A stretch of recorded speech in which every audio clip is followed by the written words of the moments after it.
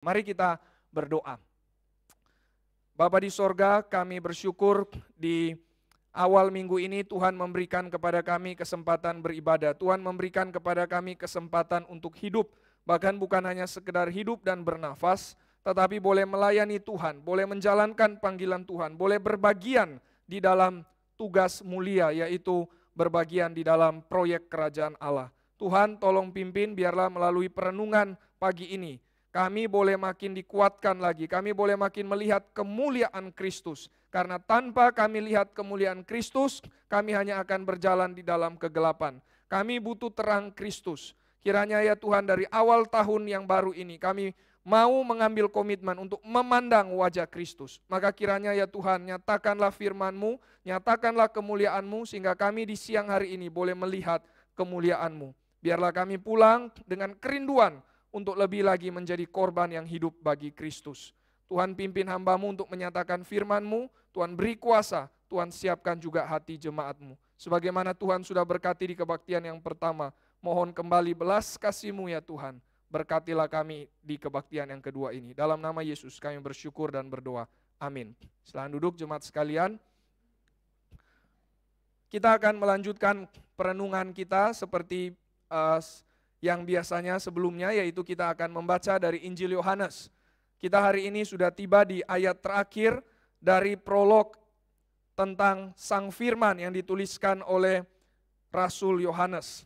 Nah, kita akan membahas nanti ayat yang ke-18, tapi mari kita boleh baca kembali dari ayat 14 sampai dengan ayat 18. Kita akan baca berganti-gantian.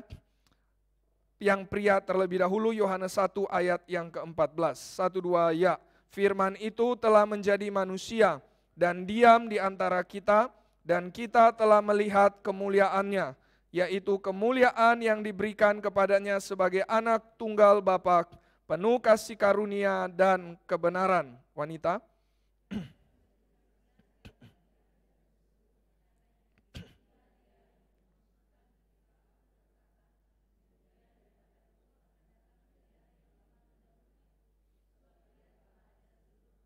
Karena dari kepenuhannya kita semua telah menerima kasih karunia demi kasih karunia.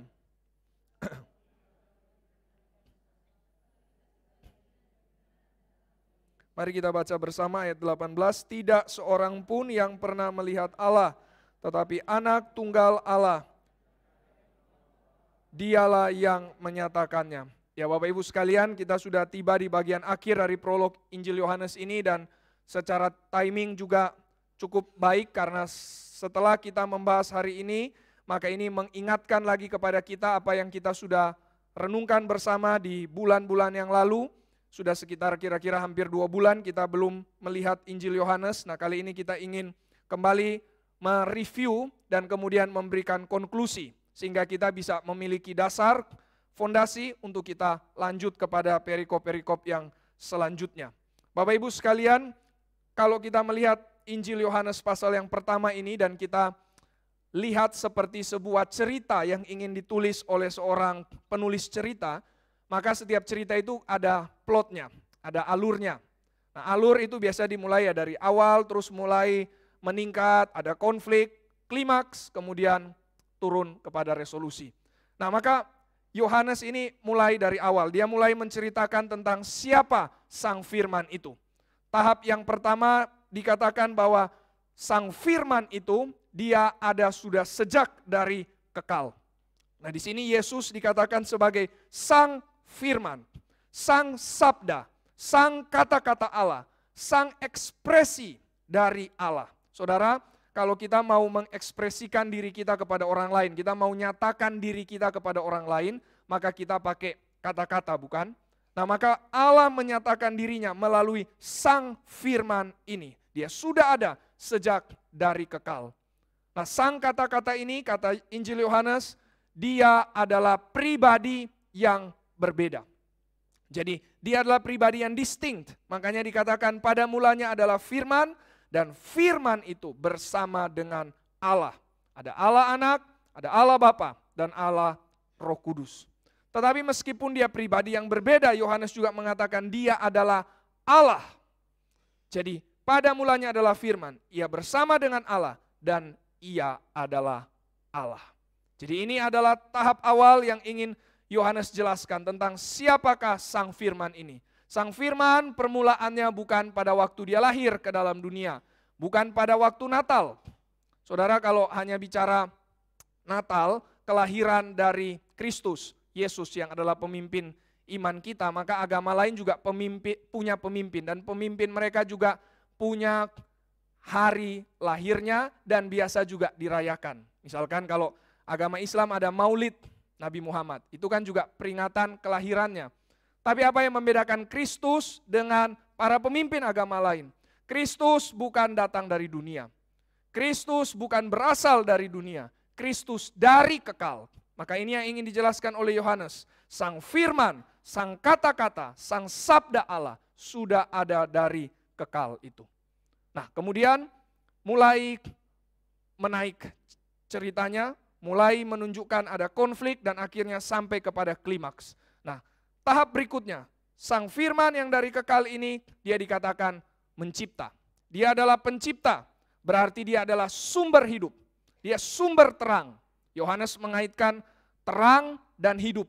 Terang sangat berkait dengan hidup, tapi gelap itu berkait dengan kematian.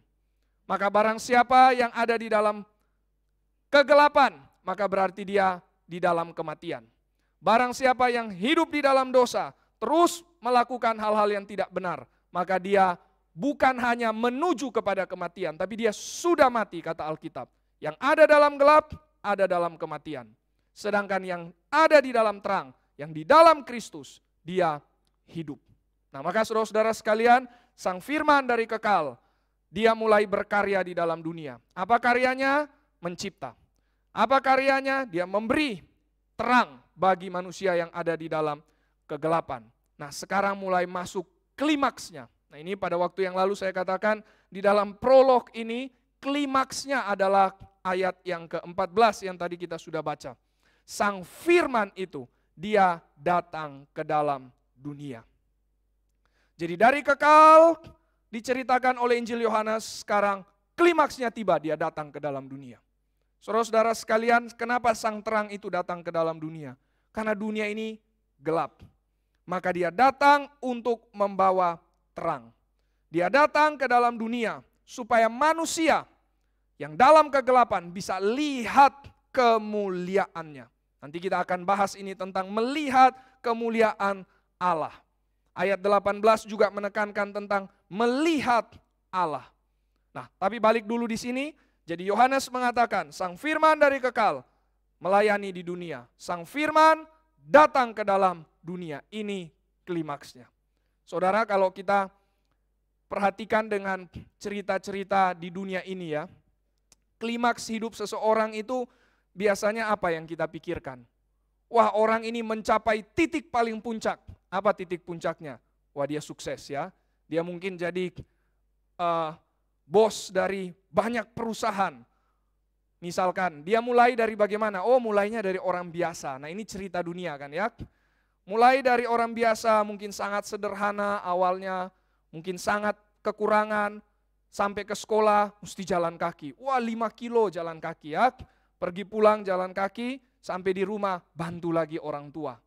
Tapi karena rajin, karena pintar, kerja keras, nilai bagus, nah mulai naik hidupnya. Mulai dapat beasiswa. Dapat beasiswa, kuliah. Kuliah akhirnya berhasil, lulus. Lulus, mulai kerja, wah kerjanya di perusahaan kecil saja biasa dulu ya. Jadi orang karyawan biasa. Tapi karena disukai, dicintai sama bosnya, maka mulai dikasih tingkat yang lebih tinggi. Dari karyawan biasa mulai naik kepala divisi. Kepala divisi mulai naik kepala cabang. Kepala cabang mulai naik direktur misalkan. Direktur buka banyak cabang. Wah, kalau dia bikin buku laku pasti di Gramedia.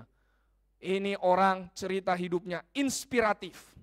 Dari biasa-biasa, dari yang tidak dianggap, akhirnya jadi posisi tinggi di atas. Nah, saudara-saudara sekalian, tapi kalau kita bandingkan dengan ceritanya Yesus ya, cerita yang Yohanes ingin gambarkan tentang Kristus, tentang Sang Firman, Sang firman itu klimaksnya bukan jadi bos besar, saudara. Klimaks dari hidup Yesus bukan jadi orang yang di atas, saudara. Tapi justru klimaksnya adalah dia jadi manusia. Dia jadi manusia. Memang betul nanti klimaks paling akhir dia jadi raja di atas segala raja. Itu memang akan terjadi. Tapi yang Yohanes ingin tekankan di sini, pergerakan dari karya Kristus. Justru dia dari kekal, dari tempat yang tinggi, turun ke bawah. Bukan jadi yang dilayani, bukan tetap bertahan di sorga, tapi justru turun jadi manusia, jadi bayi, lahir di palungan pula. Saudara, biasanya orang ingin itu ceritanya yang tadi kan ya, naik ke atas. Puncaknya di mana? Wah, jadi orang hebat. Jual buku, laku. Ini cerita yang inspiratif. Cerita Kristus itu inspiratif tidak, saudara-saudara sekalian? Kalau kita merasa bahwa cerita Kristus itu tidak inspiratif, berarti kita belum mendapatkan kabar baik. Tapi kalau kita sadar inilah cerita yang dunia butuhkan, maka kita benar-benar sudah mendapatkan kabar baik. Kenapa Kristus mesti turun, saudara? Karena pertama memang dia sudah di tempat yang paling tinggi. Sudah tidak bisa lebih tinggi lagi. Dia Allah, dia kekal, dia pencipta. Kedua, saudara, kenapa Kristus turun? Karena kita ini ada di posisi yang paling rendah. Manusia ini ada di posisi bawah, saudara. Maka kita yang perlu ditolong, kita yang perlu diangkat. Allah itu di tempat yang tinggi, sebenarnya dia bisa saja tetap ada di sana. Tapi justru dia turun, karena kita ini sudah di posisi yang paling rendah karena dosa. Saudara, orang berdosa tidak bisa naik. Yang di atas justru harus turun. Yang kotor tidak bisa naik ke tempat yang suci. Yang suci justru yang mau turun untuk menjumpai kita yang ada di posisi bawah ini. Makanya saudara-saudara sekalian, bagi Maria, kita barusan saja melewati Natal, tapi masih belum terlalu jauh juga dari Natal. Maria itu dia memuji Tuhan dengan mengatakan, jiwaku memuliakan Tuhan, hatiku bergembira. Kenapa? Karena Allah memperhatikan kerendahan hambanya. Kenapa Maria bisa mengatakan dirinya rendah, saudara? Karena dia sadar dirinya berdosa. Saudara, bagi orang yang sadar dirinya rendah, bagi orang yang sadar dirinya berdosa, cerita tentang Yesus yang turun itu jadi manusia, yang rela inkarnasi, itu adalah kabar baik. Kabar baik. Itu benar-benar Injil bagi kita, saudara. Tapi kalau kita tidak sadar diri kita rendah, kita tidak sadar diri kita berdosa, maka cerita yang kita anggap hebat itu cerita yang inspiratif tadi itu, saudara. Yang dari bawah merangkak naik ke atas. Inilah yang akan kita anggap hebat, saudara-saudara sekalian. Saudara, orang yang mau naik, yang mau merangkak naik ke atas, itu tidak akan bertemu dengan Tuhan, saudara. Karena Tuhan itu turun kan. Jadi lewat, saudara ya. Dari bawah mau naik ke atas itu tidak bisa, saudara. Tidak akan ketemu Tuhan karena Tuhan itu turun kok ke bawah. Maka sebaliknya, saudara, kalau kita mau tetap ada di posisi bawah, kalau kita mau sadar diri kita rendah, kalau kita mau tertunduk mengaku dosa kita, maka Tuhan yang akan menjumpai kita. Indeed, Yesus mengatakan dia datang untuk orang berdosa. Dia datang untuk orang yang rendah. Dia bukan datang untuk orang yang tinggi, bukan orang yang merasa dirinya benar. Maka saudara-saudara sekalian, dua pertanyaan yang mari coba kita renungkan. Pertama, saudara, apakah kita menyadari diri kita ini di dalam posisi bawah? Posisi rendah, posisi berdosa, dan kita berduka karena keadaan tersebut. Tapi jangan pikir, saudara, oh saya kan sudah percaya Tuhan, maka perasaan diri rendah ini hanya untuk orang yang belum percaya, hanya untuk orang yang berdosa. Tidak, saudara-saudara sekalian. Kita pun juga yang sudah diselamatkan masih seringkali jatuh ke dalam dosa. Maka harusnya kita juga mengaku, memiliki kesadaran yang sama bahwa kita ini adalah orang-orang yang rendah, orang-orang berdosa. Hanya dengan demikian, saudara, maka jiwa kita itu akan dipenuhi sukacita. Jiwa kita akan memuji Allah seperti Maria. Yesus mengatakan, berbahagialah orang yang berduka cita. Kenapa? Karena mereka akan dihibur. Berbahagialah orang yang berduka karena mereka akan dihibur. Dihibur berarti mereka akan mendapatkan sukacita. Saudara, kita tidak akan mungkin mendapatkan sukacita. Kita tidak akan mungkin mendapatkan penghiburan dari Tuhan kalau kita tidak terlebih dahulu merasa diri kita di bawah, berduka dengan keadaan diri kita karena kita berdosa. Sekali lagi saudara, hanya orang yang berduka itulah yang akan dihibur. Tanpa kesadaran duka cita ini, tanpa ada duka cita yang kudus, kata Paulus. Duka cita yang kudus, kata Paulus, itu bagus. Karena itu membawa engkau kepada pertobatan, membawa engkau kepada pengenalan akan Kristus, membawa engkau kepada pengampunan Kristus. Kalau tidak ada duka cita yang kudus, maka tidak akan ada sukacita yang kudus juga. Saudara-saudara sekalian, ada satu film Disney judulnya Inside Out. Ini film anak-anak memang ya, tapi mungkin kalau kita juga nonton sebagai orang yang sudah lebih dewasa, kita akan cukup memahami karena message-nya ini sangat dalam. Bahkan mungkin kita perlu nonton beberapa kali untuk bisa tangkap keindahan-keindahannya. Nah, film ini disutradarai, directed oleh seorang director film Kristen ya, namanya Pete Drucker. Nah, dia juga yang bikin film Up sama Up itu yang terkenal ya, salah satunya. Nah, saudara-saudara sekalian, di situ digambarkan ada seorang anak namanya Riley. Nah, anak ini dia penuh dengan sukacita penggambarannya, penuh dengan kesenangan. Nah, kemudian di film itu digambarkan bahwa ada emosi-emosi yang memang mengontrol hidup anak ini, akan mempengaruhi hidup anak ini. Nah, emosinya itu ada, ya ini film animasi kan ya, jadi dijadikan orang begitu ya, ada joy, ada sadness, ada anger, ada disgust, sama ada fear. Nah, jadi si Joy ini dia sangat dominan karena dia ingin terus mau menghibur Riley ini. Riley pokoknya harus selalu senang. Maka cara untuk membuat Riley senang ini biasanya itu ada bola ya. Jadi semua emosi ini ada memori bola yang kemudian kalau mereka touch, nah itu akan mempengaruhi emosi si anak ini. Nah, si Joy akan selalu membuat sadness itu go away. Karena kalau kamu sentuh bola ini nanti si Riley ini jadi tidak senang, jadi berduka. Nah, satu kali, nah ini di bagian yang cukup menyentuh, maka si Riley ini, si Joy ini dia lihat Riley senang, tapi dia coba lihat di salah satu scene, dia coba mundur, bola itu dia geser seperti ini, terus kemudian dia lihat. Oh ternyata ya, waktu Riley itu bisa senang, karena sebelumnya dia ada kesedihan, ada duka cita. Nah, satu kali dia lihat, wah Riley ini dipuji-puji, diangkat-angkat sama teman-temannya karena barusan menang hoki dan dia kapten hoki begitu ya. Terus dia coba mundur ke belakang memorinya dan dia coba lihat, oh ternyata sebelum dia dipuji-puji sama temannya, dia sedih sebenarnya. Kenapa sedih? Wah sedihnya karena sebelumnya kalah timnya. Dan dia kapten, dia rasa saya kapten yang tidak baik, lebih baik saya quit saja. Kemudian dia duduk di satu batang pohon dan kemudian dia tertunduk sedih. Nah, maka muncul papa mamanya. Papa mamanya hibur dia, tidak ada suara, pokoknya dihibur saja ya. Setelah dihibur, dia senang lagi. Setelah senang, maka dia ikut bertanding dan akhirnya muncul momen dia diangkat-angkat oleh teman-temannya itu karena mereka menang. Nah, jadi Joy itu belajar.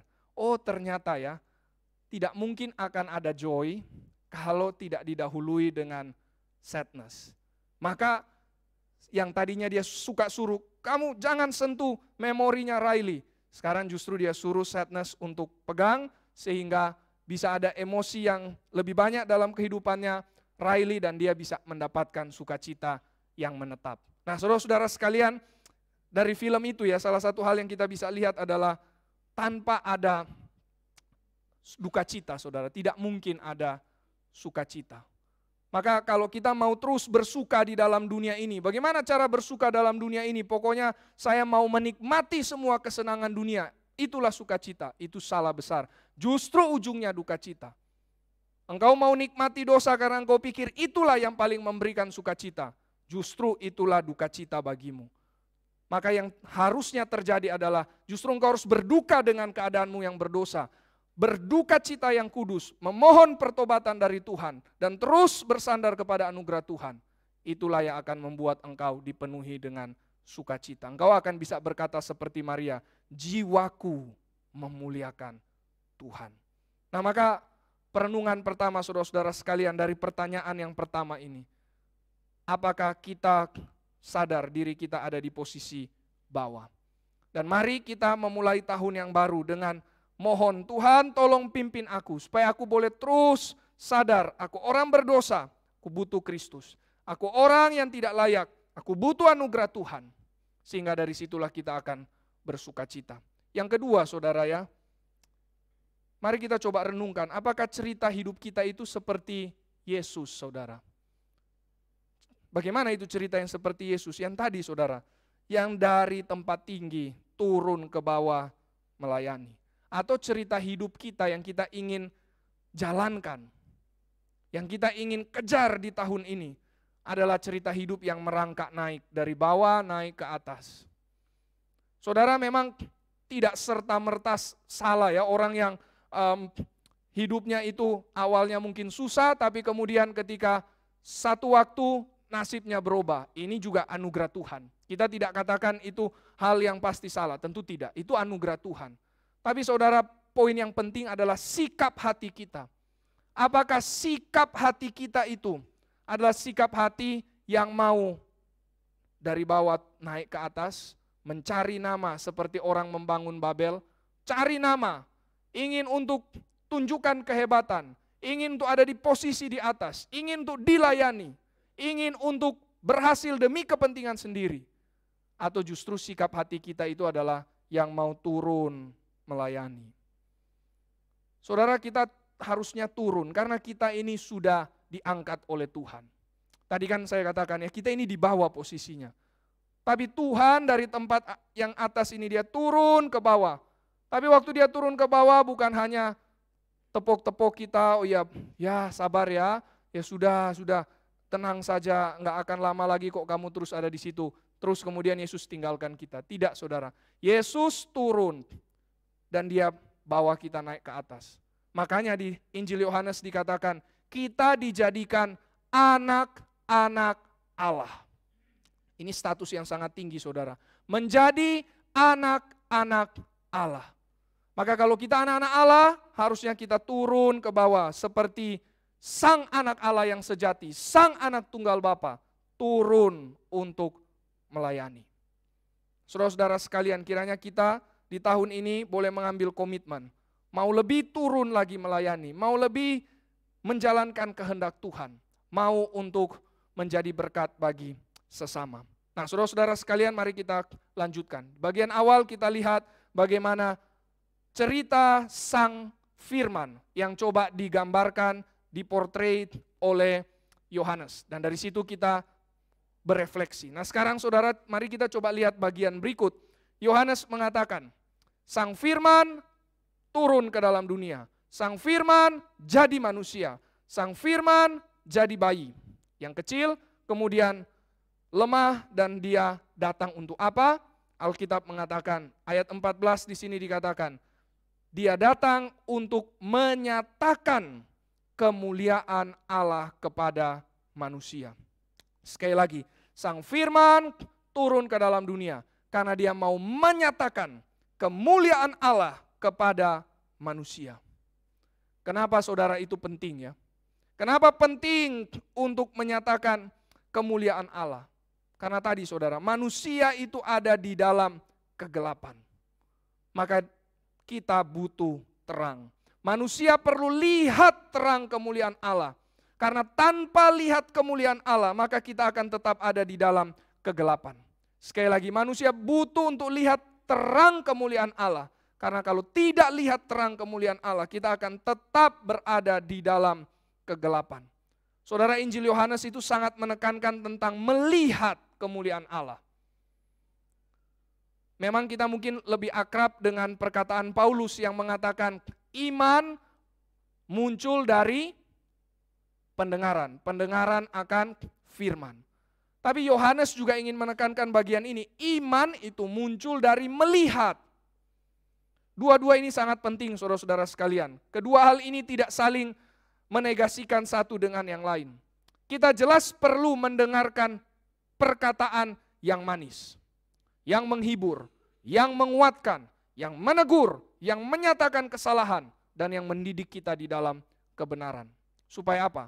Supaya kita berbijaksana.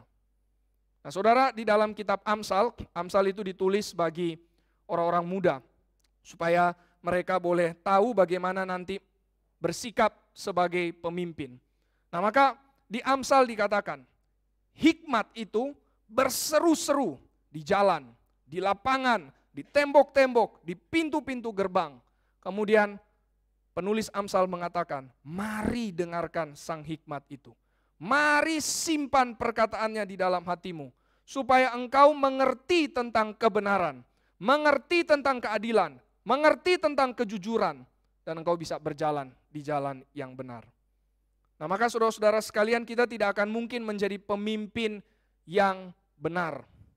Pemimpin itu bukan hanya kalau kita menjadi bos atau kita ada di dalam pemerintahan, tapi pemimpin juga dari unit yang terkecil saudara, keluarga, suami istri itu pemimpin. Pekerjaan, dalam pelayanan, bahkan bagi masyarakat, bagi negara, ada yang Tuhan panggil untuk jadi pemimpin. Saudara, kita tidak akan mungkin menjadi suami atau istri yang memimpin keluarga dengan benar kalau kita tidak mendengarkan firman. Apa yang kita mesti dengar? Orang di luar mengatakan, dengarkan hati nuranimu. Hati nurani itu bukan sumber kebenaran. Ada lagi yang mengatakan, dengarkan orang lain, dengarkan rakyat, suara Tuhan. Saudara, itu bukan juga otomatis suara rakyat, suara Tuhan. Kalau pendeta Stephen Tong mengatakan, demokrasi harganya pernah sangat mahal yang harus dibayar. Ada Sokrates dan Yesus yang mati. Tentu saja saudara, selain demokrasi juga sistem pemerintahan lain juga besar juga harga yang harus dibayar. Tapi poinnya adalah di demokrasi biasanya dikatakan suara rakyat, suara terbanyak, itu suara Tuhan. Saudara, suara orang lain itu bukan suara Tuhan, belum tentu saudara. Suara Tuhan itu ada di dalam firman. Jadi perkataan hati nuranimu, perkataan orang lain itu bukan perkataan Tuhan secara otomatis. Perkataan Tuhan yang pasti ada dalam firman. Perkataan Tuhan pasti dari Kristus. Makanya Kristus disebutkan sebagai sang penasehat ajaib. Dialah yang memimpin kita, dialah yang paling tahu apa yang benar, dialah standar utama. Maka jangan sampai kita menjadi budak dari diri kita sendiri, atau budak dari orang lain karena kita mendengar suara hati kita, atau mendengar saja dari orang lain, tapi bukan mendengarkan dari firman. Kita ini budak Kristus saudara, bukan budak manusia, bukan budak diri kita sendiri juga. Mari di tahun yang baru ini saudara kita berkomitmen. Mari kita lebih lagi rindu dengarkan firman. Sehingga kita makin peka terhadap hikmat dan kehendak Tuhan. Tanpa dengar firman sekali lagi tidak mungkin jadi pemimpin. Ini yang dikatakan di dalam Amsal. Tidak mungkin Tuhan pakai. Tidak mungkin hidup kita bisa jadi berkat. Tidak mungkin keluarga kita bisa jalan dengan baik tanpa kita mendengarkan firman. Mari kita dengar firman. Kiranya ini menjadi komitmen kita di tahun yang baru ini. Bersyukur ada flyer ya yang sempat dibagi untuk Bapak Ibu bisa punya tuntunan untuk membaca Alkitab selama 1 tahun. Mari renungkan, mari dengarkan firman. Nah saudara-saudara sekalian, tapi selain mendengarkan yang benar, kita juga perlu melihat yang benar. Nah melihat ini bicara tentang visi saudara. Kalau mendengar bicara tentang perkataan tentu saja ya, kita dengar perkataan orang. Tapi bicara melihat, ini bicara visi. Visi itu sangat penting. Lagi-lagi di kitab Amsal dikatakan, tanpa visi rakyat itu jadi liar. Kenapa bisa liar? Karena tidak ada arah. Kenapa liar? Karena tidak ada terang yang memimpin. Kenapa bisa liar? Karena gelap. Saudara-saudara sekalian, tanpa visi, tanpa penglihatan, tanpa cahaya yang memimpin kita, kita hanya akan tetap menjadi liar hidup kita. Saudara-saudara sekalian, apa yang harus kita lihat? Iblis itu dari awal kejatuhan, kalau kita baca dalam kitab Kejadian pasal yang ketiga, iblis itu dari awal ingin untuk mengubah pandangan Adam dan Hawa. Tuhan katakan kepada Adam dan Hawa, buah itu kamu lihat? Iya, itu jangan dimakan, itu tidak benar, itu terlarang. Tapi iblis buat Adam dan Hawa untuk melihat. Buah itu lihat? Iya, itu buah yang baik, itu buah yang memberi pengertian. Maka di kitab Kejadian dikatakan, Hawa melihat buah itu sedap kelihatannya. Apa yang berubah? Pandangannya. Visinya berubah. Sedap kelihatannya. Saudara, banyak orang itu melihat hal-hal yang rusak, hal-hal yang jelek, hal-hal yang ugly, tapi dianggap itu indah. Lihat pornografi, tapi dianggap itu indah. Lihat kekayaan, kemewahan, terus kemudian itu juga dianggap hal yang paling indah. Orang kalau sudah lihat kemewahan, kekayaan, hal yang paling indah, maka tidak heran dia bisa korupsi, tidak heran dia bisa tipu orang, atau ya mungkin tidak tipu orang, tidak korupsi, tapi seluruh hidupnya diarahkan untuk mendapatkan kekayaan dan kemewahan. Kenapa? Karena sudah lihat itu hal yang paling indah, paling mulia. Memang saudara, kekayaan itu bukan hal jelek, bukan seperti pornografi tentu saja. Kekayaan Tuhan bisa pakai untuk melayani Tuhan, untuk jadi berkat bagi sesama. Tapi kalau kekayaan, kuasa, kehormatan, itu kita sudah lihat sebagai hal yang paling indah, paling utama, maka itu akan menjadi hal yang justru membawa kita ke dalam dosa. Justru itu menjadi hal yang paling jelek. Saudara-saudara sekalian, maka sekali lagi, apa yang harus kita lihat? Iblis selalu berusaha untuk membuat penglihatan kita berubah. Penglihatan kita akhirnya jadi kabur, sehingga akhirnya yang jelek kita anggap itu baik. Yang rusak kita anggap itu benar. Yang jahat kita anggap itu yang berkenan kepada Tuhan. Mari kita lihat yang benar. Mari saudara-saudara sekalian di tahun yang baru ini, set our sight right. Mari kita arahkan pandangan kita, our sight, menjadi benar. Right-nya kemana? Kepada firman. Mari kita lihat kemuliaan Allah. Saudara, selama kita tidak melihat hal ini, selama kita tidak lihat kemuliaan Allah, hidup kita akan tetap liar. Orang yang lihat kuasa, kekayaan, nafsu seks sebagai hal yang indah, maka hidupnya itu akan makin liar. Mari saudara-saudara sekalian, jangan biarkan hidup kita makin liar, tapi mari hidup kita makin terarah, makin benar, makin kembali kepada fokus yang sejati. Bagaimana caranya? Lihat kemuliaan Allah. Pertanyaannya, di mana kita bisa dapat melihat kemuliaan Allah? Di mana kita bisa melihat terang? Yohanes mengatakan, di dalam anak Allah yang menjadi manusia. Dialah yang membawa terang tersebut. Maka saudara-saudara sekalian, melihat terang kemuliaan Allah itu berarti sama dengan lihat Sang Firman.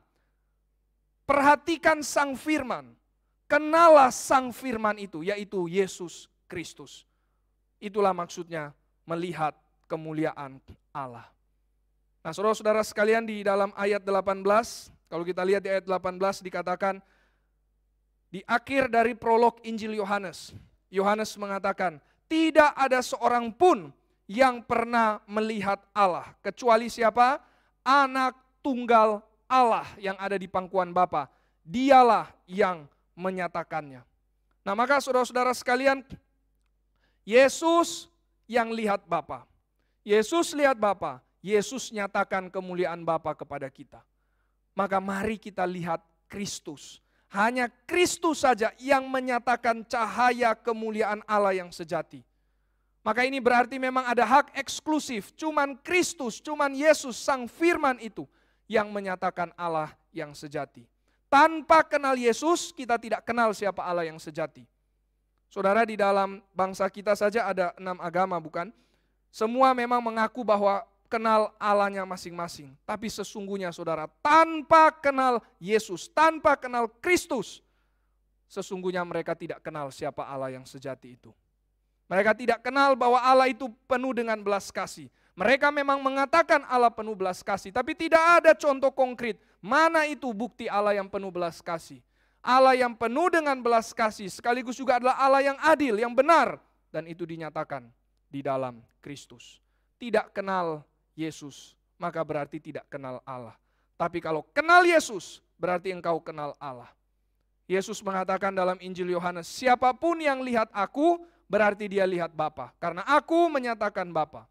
Filipus mengatakan, Guru, coba tunjukkan siapa Bapa itu kepada kami. Yesus mengatakan, sudah 3 tahun lebih aku bersama-sama dengan kalian. Engkau masih tanya siapa Bapa itu?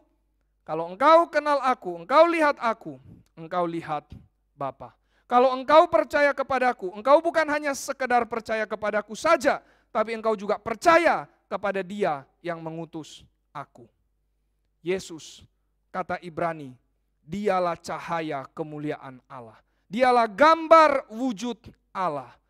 Maka barang siapa yang tidak lihat Kristus, barang siapa yang tidak kenal Kristus, maka dia tidak beroleh hidup yang kekal. Dia akan binasa. Tapi barang siapa yang kenal Kristus, maka dia masuk kepada hidup yang kekal. Kenapa hanya Kristus, Bapak Ibu sekalian? Kenapa hanya Kristus? Karena mari kita lihat sekali lagi ayat yang ke-18. Dikatakan bahwa tidak ada seorang pun yang pernah melihat Allah. Dengan kata lain sekali lagi, hanya Yesus yang lihat Bapa. Maka hanya Yesus yang dapat menyatakan siapa Allah yang sejati. Saudara, kalau dalam terjemahan aslinya, kata menyatakan, ya ayat 18 ditutup dengan kata menyatakan. Dialah yang menyatakannya. Menyatakan berarti mengeksegesis. Kalau khotbah ini eksegesis, saudara, karena kita berusaha untuk mengeluarkan apa yang dinyatakan dalam firman dan dibagikan kepada Bapak Ibu saudara-saudari sekalian. Mengeksegesis, jadi mengeluarkan dari dalam kemudian dikeluarkan, disajikan, itu mengeksegesis. Jadi menyatakan artinya mengeksegesis, mengupas, menginterpretasikan, menarasikan. Ini menyatakan, saudara. Berarti hanya Yesus saja yang mengeksegesis siapa Allah. Hanya Yesus yang mengupas siapa Allah itu. Hanya Yesus yang menarasikan tentang siapakah Allah yang sejati. Maka hidup dan perkataan Yesus itu adalah narasi Allah, saudara. Hidup dan perkataan Yesus bukan ya cerita biasa saja, itu cerita orang yang lahir di Nazaret dan kemudian dia hidup dengan baik, jadi berkat, tapi akhirnya sayang sekali dia mati. Tidak, saudara. Cerita hidup Yesus itu cerita tentang Allah. Itu narasinya Allah. Hanya Yesus, saudara, yang mengeksegesis tentang siapa Allah. Kalau engkau tidak lihat Yesus, tidak kenal Yesus, engkau tidak kenal siapa Allah yang sejati. Kenapa demikian, saudara? Ditambahkan di ayat 18. Karena hanya anak tunggal Allah yang ada di pangkuan Bapa. Saudara, di pangkuan itu mungkin kita pikir di paha ya. Tapi sebenarnya di pangkuan itu maksudnya di dada. In the bosom of his father. Jadi di dada dari sang Bapa. Berarti di dekap, saudara, dengan begitu dekat ada intimacy, ada kasih. Dan saudara, kalau ditaruh di sini berarti seluruh rahasia Allah, seluruh rahasia ilahi itu dinyatakan kepada Kristus. Maka saudara-saudara sekalian, hanya Yesus yang menyatakan seluruh misteri ilahi. Saudara, kita tidak akan mungkin kenal Allah, tidak akan mungkin tahu rancangan kekal Allah. Seluruh rancangan kekal Allah itu mendapatkan ultimate disclosure, mendapatkan penyataan yang paling ultimat di dalam Yesus Kristus. Makanya Yesus mengatakan, apa yang aku beritakan, itu semua aku dengar dari Allah. Karena kepada Yesuslah seluruh rahasia Allah dinyatakan. Bagaimana dengan pemimpin-pemimpin agama lain, saudara-saudara sekalian? Muhammad tidak pernah lihat Allah dan apalagi berada di pangkuan Allah. Karena dia bukan dari kekekalan. Begitu juga Siddhartha, begitu juga pemimpin-pemimpin agama lain. Karena mereka dari dunia, bukan dari sorga. Sehingga mereka tidak mungkin, tidak mampu untuk menyatakan dan memperkenalkan siapa Allah yang sejati. Bagaimana dengan Musa, saudara? Yakub, bangsa Israel. Kalau kita baca dalam perjanjian lama, dikatakan bahwa bangsa Israel melihat Allah. Mereka melihat Tuhan bekerja, mereka melihat Tuhan membukakan laut merah, Tuhan memberikan tula. Mereka lihat Tuhan pimpin dengan tiang awan dan tiang api. Yakub mengatakan, aku lihat Allah, untung nyawaku tertolong. Musa katakan, aku melihat kemuliaan Allah. Tapi saudara-saudara sekalian, pertama-tama tentu saja bangsa Israel, Musa, Yakub, mereka memang melihat kemuliaan Allah yang sejati dibandingkan dengan pemimpin-pemimpin agama lain. Karena Tuhan bekerja secara khusus di dalam bangsa Israel ini. Tetapi yang kedua, saudara-saudara sekalian, meskipun mereka sudah lihat kemuliaan Allah yang sejati, tapi itu belum penuh, belum lengkap, belum sempurna. Makanya saudara, kalau kita lihat di ayat yang ke-16, di sini dikatakan, karena dari kepenuhannya. Kepenuhan siapa? Kepenuhan Kristus. Kristus itu penuh. Dari kepenuhannya kita menerima kasih karunia demi kasih karunia. Dari kepenuhannya kita melihat kemuliaan Allah. Musa, Yakub, bangsa Israel tidak melihat kepenuhan kemuliaan Allah. Hanya sebagian. Kalau kata Paulus, mereka cuma lihat bayangan saja. Bayangan, shadow saja. Tetapi wujud aslinya itu mereka lihat di dalam Kristus. Kristuslah yang menyatakan kemuliaan Allah yang sejati. Dialah yang mengupas, dialah yang menginterpretasikan, dialah yang mengeksegese, dialah yang menarasikan secara sempurna kemuliaan Allah itu. Maka saudara-saudara sekalian, apa yang harus kita lakukan? Kalau kita sudah tahu, hanya Kristus satu-satunya yang menyatakan kemuliaan Allah. Hanya Dia yang layak, hanya Dia yang punya hak eksklusif. Hanya di dalam Dia ada kepenuhan kemuliaan Allah. Maka apa yang harus kita lakukan? Balik lagi kepada poin yang sebelumnya, saudara. Mari kita lihat kemuliaan Allah. Bagaimana kita melihat kemuliaan Allah? Mari kita lihat Kristus, mari kita kenal Kristus, mari kita pelajari Kristus. Saudara, jikalau Yesus digambarkan seperti lukisan, maka mari kita menatap Dia. Mari kita melihat keindahannya. Saudara, orang yang lihat lukisan itu tentu saja dia tidak lihat sebentar terus kemudian sudah langsung memalingkan wajahnya. Pasti perlu waktu lihat, karena dari satu gambar, satu frame, sejarah bisa masuk ke situ. Dari satu frame, kejadian sepanjang tahun, sepanjang abad zaman bisa digambarkan di situ. Maka perlu perhatikan dengan seksama.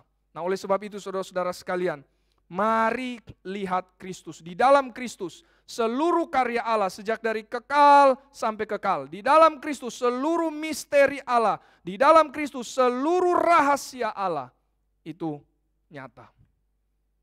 Tapi butuh waktu, butuh ketekunan, butuh pembelajaran, butuh kesetiaan untuk mengenal Kristus. Maka mari saudara-saudara sekalian, kita mau kenal Kristus. Mari kita terus mau lihat wajahnya. Mari kita ambil tekad untuk mau memandang wajahnya.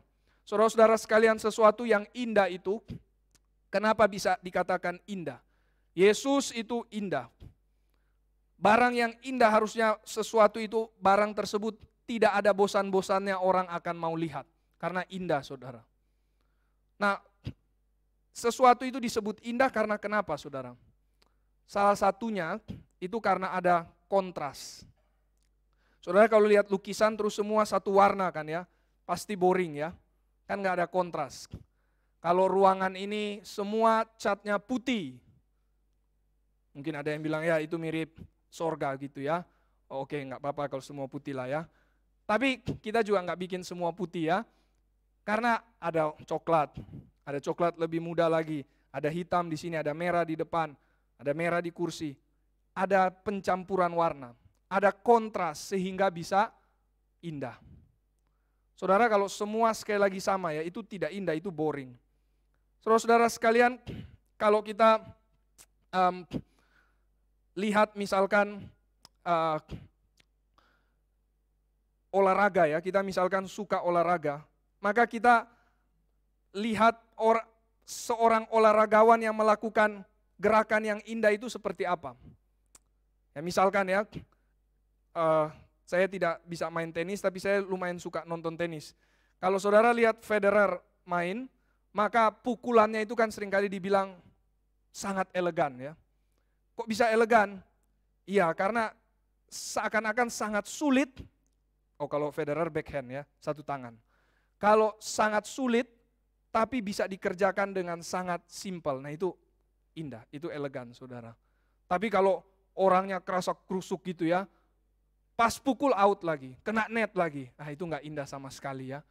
Nah maka yang indah itu ada kontras. Yang indah itu sesuatu yang sulit, tapi bisa jadi sangat simpel.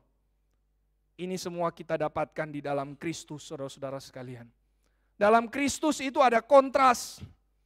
Ada Allah tapi juga manusia, itu kan kontras. Allah manusia sangat kontras, sangat bertolak belakang, tapi jadi satu di dalam Kristus dan sangat indah. Sang Allah jadi manusia untuk selamatkan kita manusia yang berdosa. Dan kemudian jadikan kita manusia yang berdosa ini seperti Kristus, seperti Allah. Itu indah sekali. Ada Allah, manusia. Ada yang kekal. Yesus sang firman sudah dari kekal. Tapi dia juga mau jadi terbatas.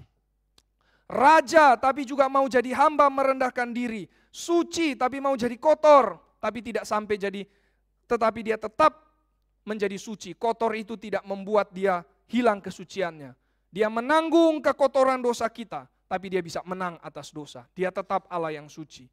Suci jadi kotor. Maha kuasa tapi mau jadi sangat lemah. Yang kaya dari sorga, pemilik alam semesta, pencipta ini, tapi mau jadi miskin demi umatnya. Saudara-saudara sekalian, inilah kontras yang ada dalam Kristus dan masih banyak lagi. Kalau saudara terus perhatikan, saudara terus lihat keindahan Kristus. Injil Yohanes ini ingin membawa kita untuk makin lihat keindahan Allah di dalam narasi hidup Yesus. Nah maka nanti kita akan melanjutkan melihat kisah-kisah Yesus. Disitulah kita akan lihat keindahan Allah. Dan saudara-saudara sekalian, kontras-kontras tadi ya ketika digabungkan, itu kan sangat tidak terbayangkan. Sangat tidak terprediksi. Hal-hal yang dilakukan itu sangat impossible, tapi bisa jadi possible. Sangat kompleks, tapi bisa jadi simple. Saudara, Allah jadi manusia, itu kan tidak dibayangkan, tidak terpikirkan. Tetapi terjadi. Jadinya juga sangat simpel. Bagaimana? Bukan tiba-tiba ada di satu gunung kemudian berubah begitu ya dari Allah jadi manusia. Tidak saudara, jadinya sangat simpel. Lewat jadi bayi, lahir lewat rahim perempuan muda. Inilah keindahan Kristus. Dan keindahan Kristus ini baru di Natal saudara. Ya kita baru selesai Natal ya, jadi saya kaitkan dengan Natal. Ini baru kisah Natal saudara, belum lagi nanti peristiwa salib, peristiwa Jumat Agung, kebangkitan Yesus. Saudara, kalau kita terus perhatikan, terus lihat, terus selidiki kehidupan Yesus itu sangat indah. Dan itulah yang membawa kita kepada terang. Di dalam Kristus dinyatakan siapa Allah yang sejati. Allah yang penuh kontras, yang tidak terbayangkan, yang tidak terpikirkan oleh pikiran manusia. Paulus katakan, semua yang tentang Kristus, semua tentang kebenaran, itu tidak pernah engkau dengar, tidak pernah engkau lihat, dan tidak pernah muncul dari isi hatimu. Semua itu dinyatakan oleh Roh. Maka saudara-saudara sekalian, semua yang Kristus kerjakan tidak terbayangkan, tidak terpikirkan, tapi terjadi juga dengan sangat simpel. Inilah Allah kita. Inilah Kristus. Maka saudara-saudara sekalian, mari di tahun ini kita ambil 2 komitmen. Pertama, tadi saya sudah singgung, mari kiranya kita punya tekad untuk mau melihat cahaya kemuliaan Allah di dalam Kristus.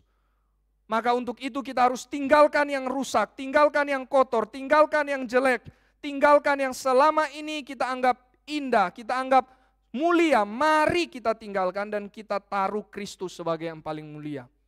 Tinggalkan pornografi, tinggalkan visi bahwa kekayaan itu yang paling indah, paling mulia. Tinggalkan visi bahwa kekuasaan itu yang paling indah, paling mulia. Tinggalkan semua itu. Mari kita ganti dengan menyelidiki firman. Mari kita ganti dengan menyelidiki hidup Kristus. Mari kita ganti dengan melihat, mempelajari narasi Kristus. Saudara-saudara sekalian, Paulus mengatakan segala hal kuanggap sampah karena melihat Kristus. Kristus yang paling indah, Kristus yang paling mulia. Sebenarnya ketika Paulus katakan segala hal kuanggap sampah, itu sebenarnya enggak terlalu sampah juga. Bahkan sangat-sangat wangi saudara bagi dunia. Kenapa? Paulus seorang yang terhormat, seorang yang terpelajar, seorang yang sangat dihargai oleh orang-orang Farisi. Seorang yang taat kepada hukum Taurat. Mana itu sampah saudara? Itu wangi saudara. Tapi bagi Paulus, dibandingkan dengan Kristus, ini sampah. Saudara, kalau kita lihat orang 2,5 meter ya, pemain basket NBA misalkan, wah tinggi sekali.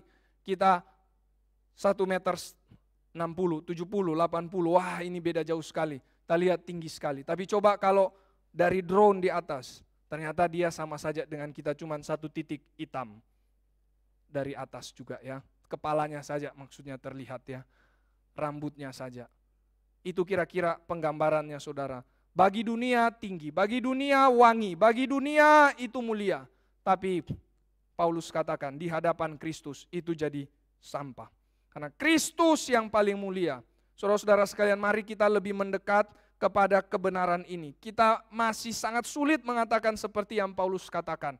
Tapi mari kita tahun demi tahun, hari demi hari, bulan demi bulan, makin menuju kepada apa yang Paulus katakan ini. Mari kita lihat Kristus yang paling indah, paling mulia. Bagaimana cara melihatnya? Lihat firman, pelajari firman, baca firman, lihatlah karya Kristus. Ini yang pertama saudara-saudara sekalian.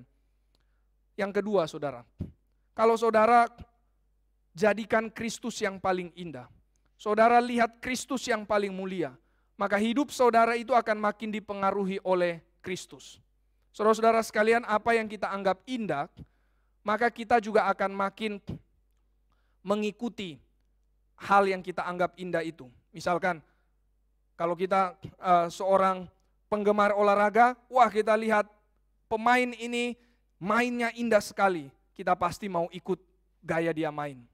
Kalau kita lihat, wah ini pemain tenis ini sangat bagus pukulannya, besok langsung kita mau praktekkan waktu latihan.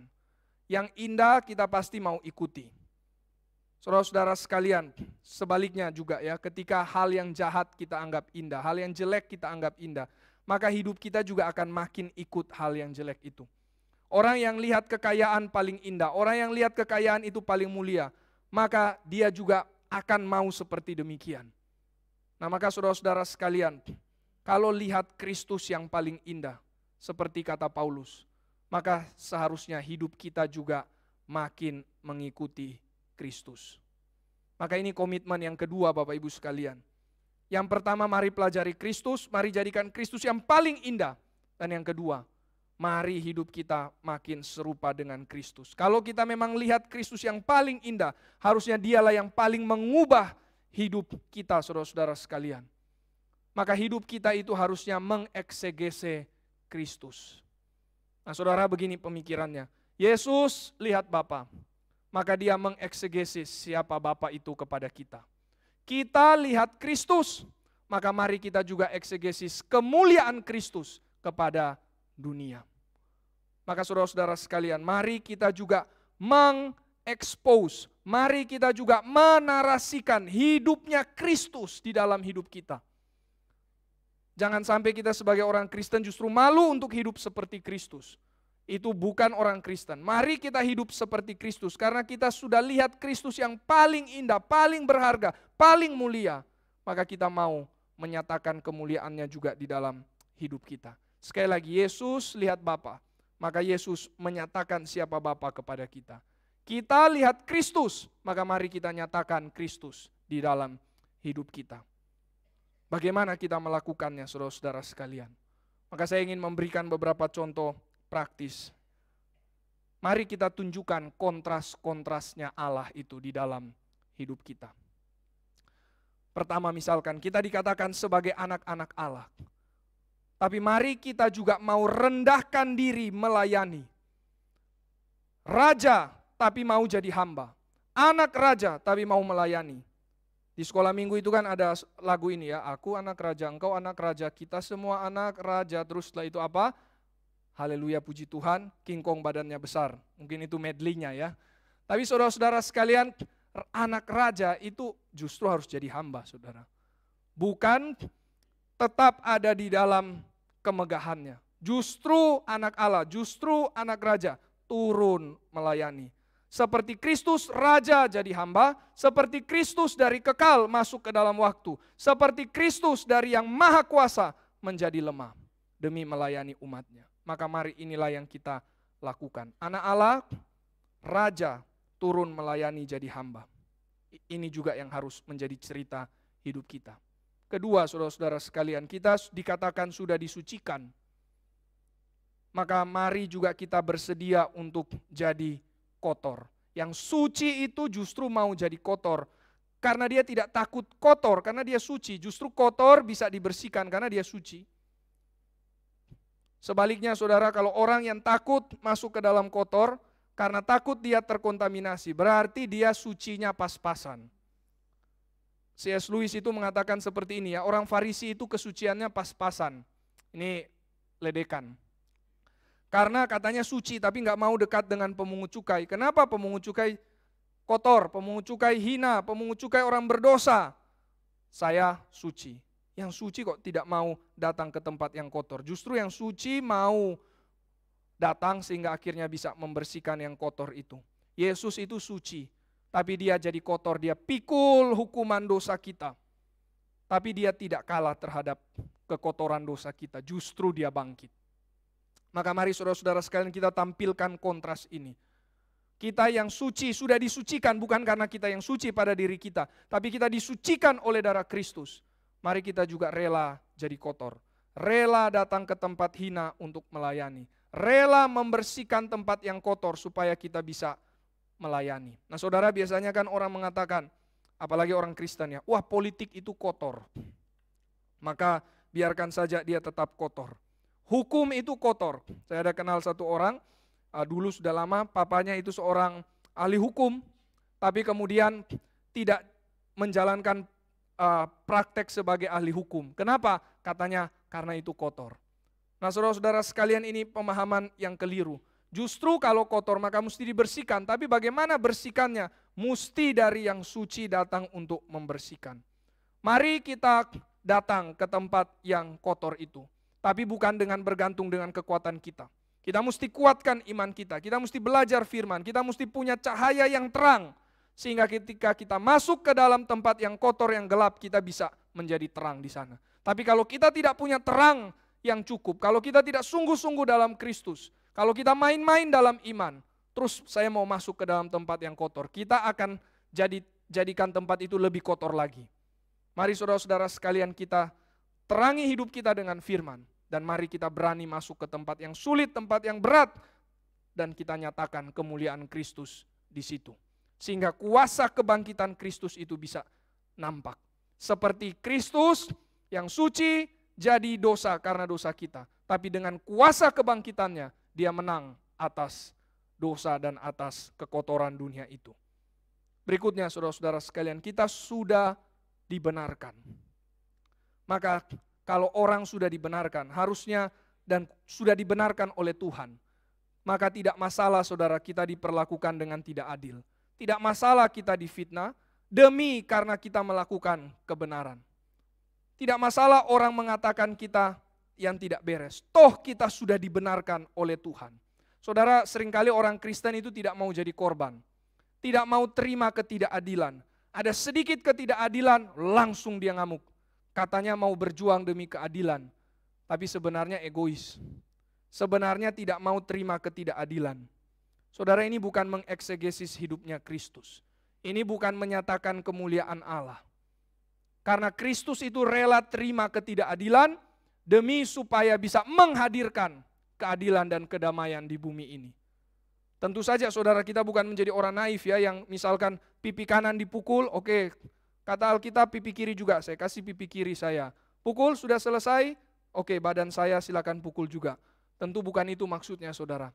Tetapi seringkali waktu kita mau berjuang demi keadilan, kebenaran, kita akan difitnah, kita akan diperlakukan dengan tidak adil. Tapi harusnya itu tidak masalah, karena kita sudah dibenarkan oleh Kristus.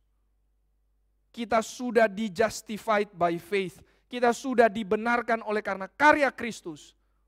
Maka seharusnya kita boleh berani maju demi kebenaran. Tidak masalah yang terjadi dengan saya, karena saya di hadapan Tuhan sudah beres, saya sudah dibenarkan oleh Tuhan. Terakhir saudara-saudara sekalian, saudara bisa pikir lebih jauh lagi tentang kontras-kontras ini bagaimana dinyatakan dalam hidup. Tapi saya ingin kasih satu contoh lagi yang terakhir. Kontras dalam Kristus yang kaya tapi mau jadi miskin. Demi supaya apa? Demi supaya kita yang miskin boleh jadi kaya. Kaya secara rohani tentu saja. Dan kaya rohani lebih kaya daripada kaya duniawi. Itu jauh lebih kaya daripada kaya duniawi. Kaya sorgawi lebih kaya daripada kaya duniawi. Saudara-saudara sekalian, kita yang sekarang sudah dibuat kaya oleh Kristus, mari kita juga jadi miskin demi supaya orang lain boleh jadi kaya dalam Tuhan. Ini yang Paulus katakan. Paulus katakan kepada jemaat Korintus, hai jemaat Korintus, Kristus yang kaya rela jadi miskin bagimu, supaya engkau yang miskin jadi kaya. Maka mari sekarang engkau pun belajar seperti Kristus. Nyatakan kemuliaan Kristus, nyatakan keindahan Kristus, eksegesislah hidup Kristus itu di dalam hidupmu. Bagaimana caranya? Rela jadi miskin demi supaya yang lain menjadi kaya. Mari saudara-saudara sekalian, mari di tahun ini kita renungkan Kristus, kita pikirkan Kristus. Mari kita sungguh-sungguh hidup di dalam Kristus. Dan mari kita lihat Kristus sebagai yang paling indah.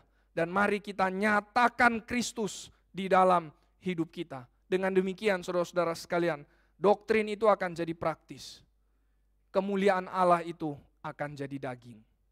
Doktrin harus jadi praktis saudara-saudara sekalian. Karena Allah jadi daging. Bagaimana caranya? Lewat hidup kita. Nyatakan Kristus, nyatakan keindahannya, eksegesislah hidup Kristus di dalam hidupmu. Mari kita berdoa. Bapa di sorga, kami bersyukur ya Tuhan. Tuhan boleh memberikan kami terang. Dan terang itu bukan datang dari diri kami. Terang itu bukan datang dari suara hati kami. Terang itu juga bukan datang dari orang lain. Tapi terang itu datang dari Kristus saja. Dialah cahaya kemuliaan Allah. Dan dialah yang sudah menyinari hidup kami. Maka Tuhan tolong kami, supaya kami ya Tuhan, boleh menjadi orang-orang yang sungguh-sungguh menjadikan Kristus sebagai yang paling mulia, sebagai yang paling indah. Sehingga hidup kami juga boleh menyatakan Kristus di dalam dunia ini. Sehingga dunia yang gelap juga boleh melihat cahaya kemuliaan Kristus melalui hidup kami. Oh Tuhan tolong, inilah panggilan yang mulia. Inilah panggilan di dalam kerajaan Allah. Kiranya kami ya Tuhan tidak mengabaikan panggilan ini. Kiranya sejak dari awal tahun ini kami mau masuk ke dalam panggilan yang mulia ini.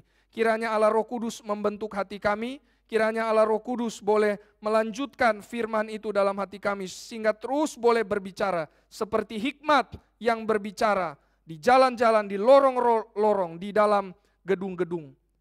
Sampai akhirnya manusia, jemaat-Mu di tempat ini menerima hikmat itu dan hidup di dalamnya. Kiranya Tuhan tolong kami, Tuhan bentuklah setiap kami, jadikan kami alat di tangan Tuhan.